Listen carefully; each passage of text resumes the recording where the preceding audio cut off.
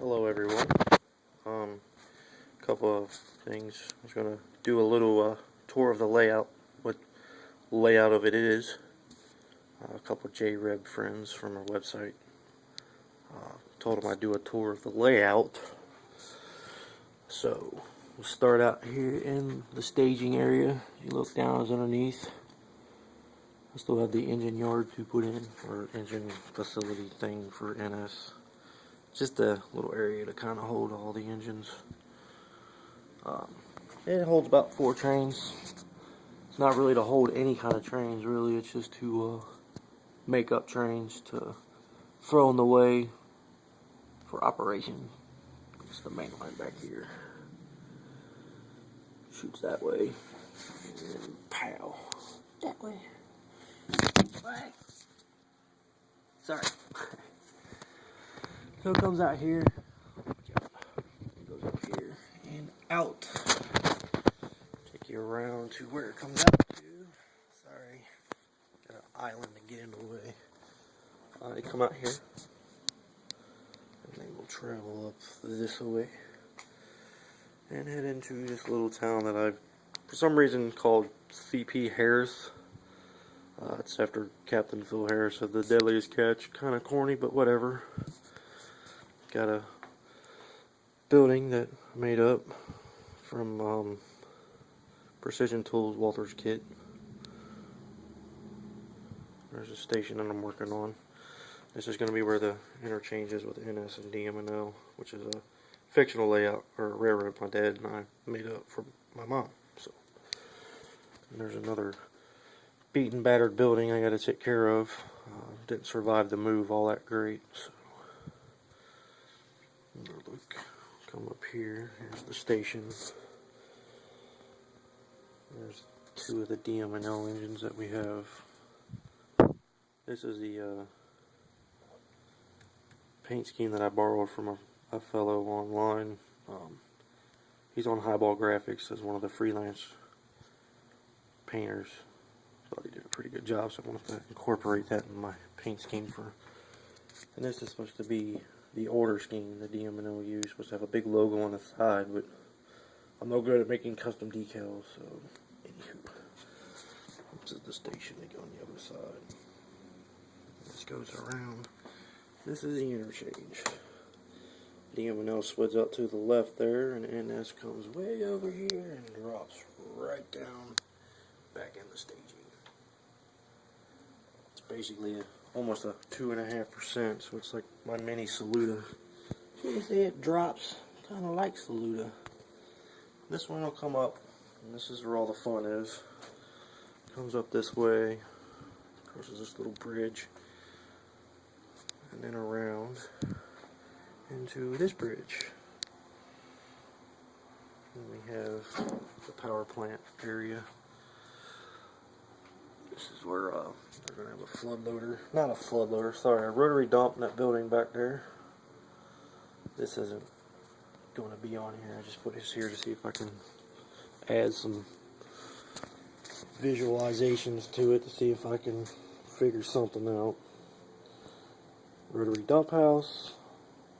Get your main line, swerving pass, and that's like a little spur that goes into to drop off supplies, equipment, stuff like that.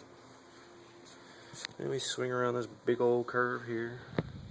There's a little town that I'm not really sure this is how it's going to be, but it's just a mock-up right now to kind of get an idea of what I would like. But we all know in model railroading that stuff changes rapidly. And there's my wannabe heritage unit, 4610 Jeep 59. I think it looks good. I mean, that's just my opinion. But like I said, things are different in the model railroading world. You can do things that you can't really do with the real ones, or they should do. And there's a auto rack that I dirtied up, and then this one here is a lot to me because a good friend of mine, Dan, did that for me. Did a really good job, and that's my screen name on JReb. So and seeing how he is a CSX fan and I'm a huge Norfolk Southern fan, he had the horse biting out the CSX, which is really neat. I'm going to have a little station here, which is that station there my dad built.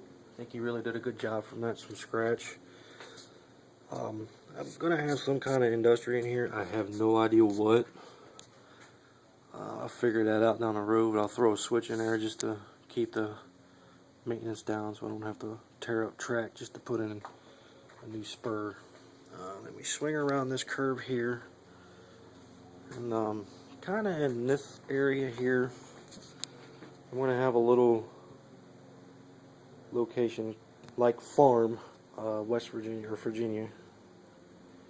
Can't remember where it's at. It's funny, it's my favorite place and I don't remember where it is. But the main lines are going to go under a big coaling tower.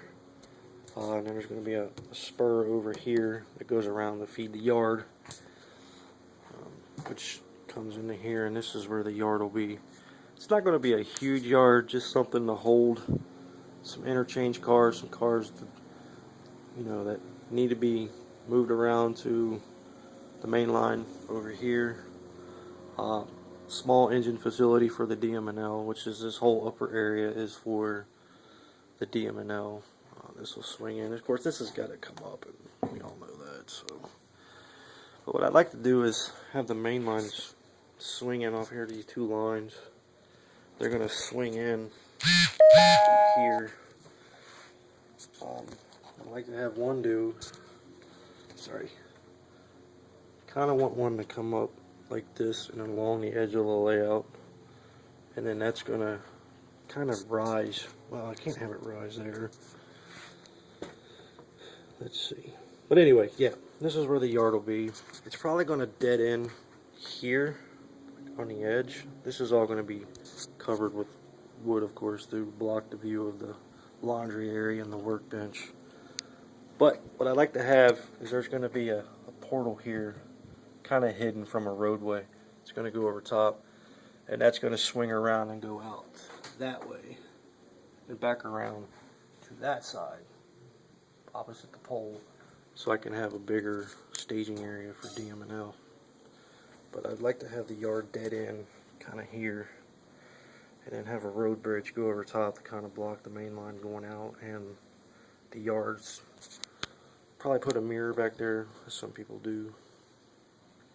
And then one part of the line, this is all going to be covered to here, like right around this area. And then I'm going to have a line swing out and then out that way, which won't go anywhere, just be kind of stubbed end. So that's basically my layout. Kind of a cheesy tour, but thanks for looking. You guys have a good day, and I'll keep you guys updated with updates. Thanks, bye.